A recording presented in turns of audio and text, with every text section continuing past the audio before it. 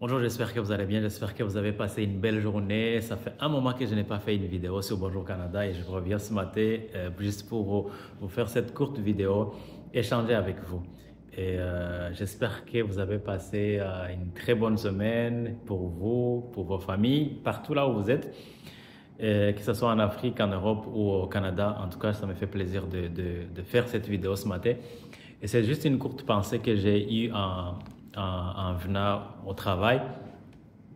Vous savez, je vais vous dire une chose. Je sais que si vous êtes sur la chaîne Bonjour Canada, ce que vous voulez immigrer au Canada ou vous êtes déjà au Canada, vous y vivez déjà, mais vous êtes encore en processus peut-être d'avoir votre résidence permanente, d'avoir votre citoyenneté, et où vous aimez tout simplement la chaîne, vous aimez ce qu'on partage et vous faites partie de la communauté. Mais après 6 ans de vie au Canada, j'ai remarqué quelque chose que peut-être vous avez remarqué vous aussi. Est-ce que vous savez qu'on peut changer un pays et ne pas changer le style de vie, ne pas changer sa situation financière, ne pas changer sa situation intellectuelle, ne pas changer ses projets, ne pas avoir une orientation meilleure que ce qu'on avait, de la vie de ce qu'on avait avant? Parce que dans tout ce qu'on fait, ce n'est pas le changement d'un pays qui change quelque chose, mais c'est le changement des mentalités. Et vous allez remarquer qu'il y a des gens qui sont ici au Canada qui continuent toujours de passer leur temps en regardant les vidéos de jeux, de scandales, il n'y a rien de mauvais à se détendre, mais on ne peut pas se détendre tout le temps. On ne peut pas se détendre tous les jours. Okay? Il faut apprendre.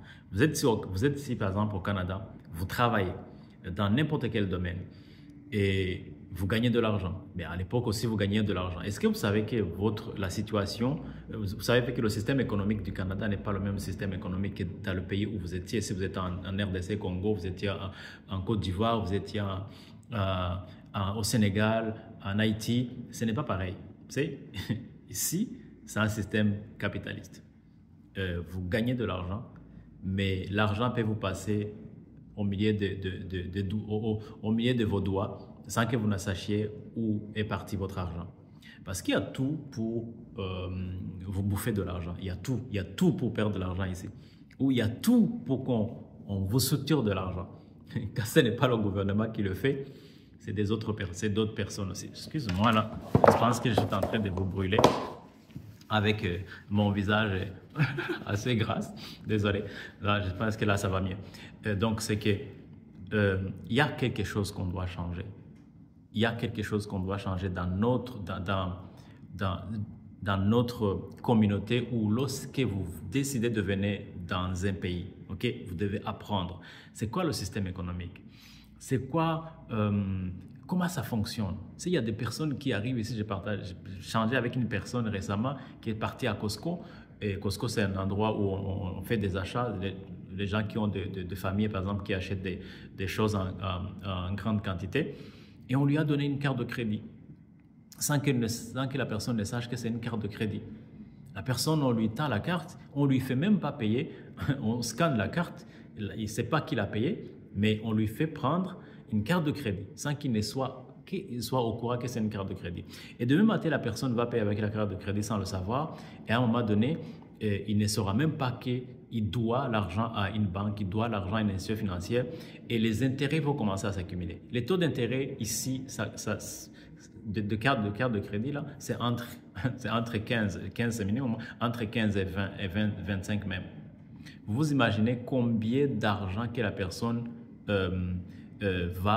combien de dettes que la personne va accumuler au bout de 2 ans si jamais et la personne ne sait pas qu'il doit payer la carte de crédit. Donc ça, c'est par exemple une information assez banale. Okay? Vous venez, vous entrez dans une compagnie d'assurance, vous achetez votre première voiture. Lorsque vous partez sur le concessionnaire, là où vous avez acheté la voiture, on vous dit, voilà là où vous devez acheter votre assurance. C'est une bonne chose.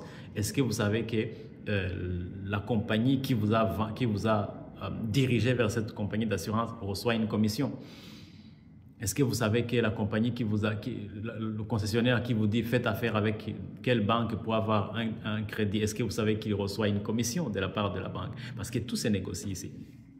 OK? Et vous allez rester avec la même compagnie, mais vous ne savez pas que vous payez peut-être 2 fois plus cher qu'ailleurs. Parce que vous ne savez pas qu'ici, comment je vais dire, on négocie sur tout.